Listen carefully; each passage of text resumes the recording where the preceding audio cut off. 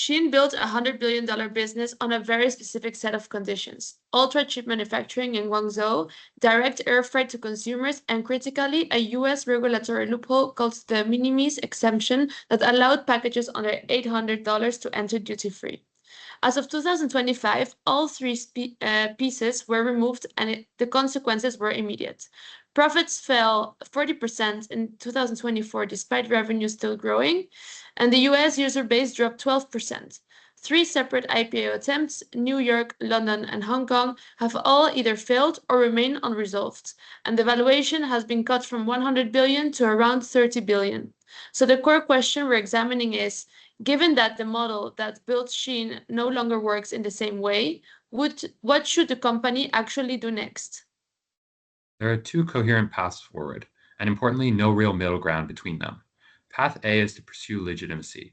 So Shein accepts full supply chain auditing, restructures the supplier relationships that can't meet compliance standards, absorbs the margin compressions that follow, and pursues the Hong Kong IPO on terms that Western regulators and investors can actually accept.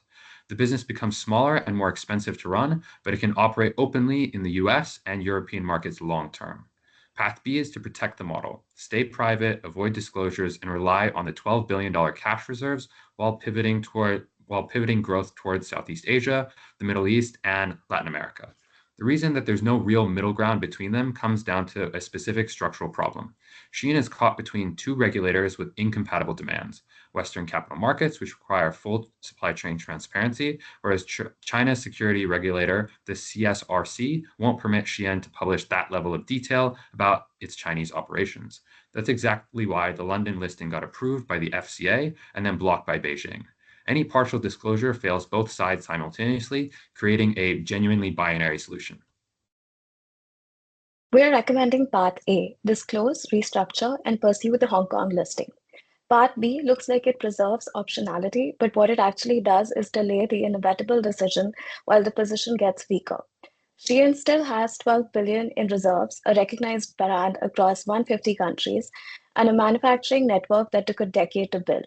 That's the moment to act, not after the runway starts to shorten.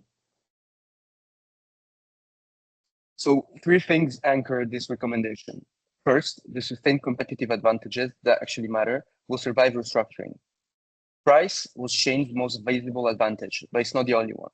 The algorithm that identifies trends and gets products live within 72 hours, and the volume of new items daily. Those capabilities don't disappear with a cleaner supply chain. A restructured Shein is still a fundamentally different offer from Zara or H&M, just operate at a higher price point. Second, Western markets are irreplaceable, and the regulatory direction means they're only getting harder to access. The US alone is a third of total revenue, and every year that passes, US and EU regulation get tighter, not looser. Path B pivots to the other markets simply don't replace the same spending power. If Shein wants to keep those customer disclosure isn't optional. It's simply the price of admission into these markets. Third, Hong Kong is the one jurisdiction where Shein doesn't have to choose between Beijing and Western investors.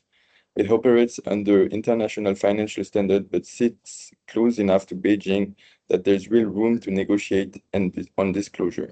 That window is open right now, and waiting only means attempting it with fewer resources.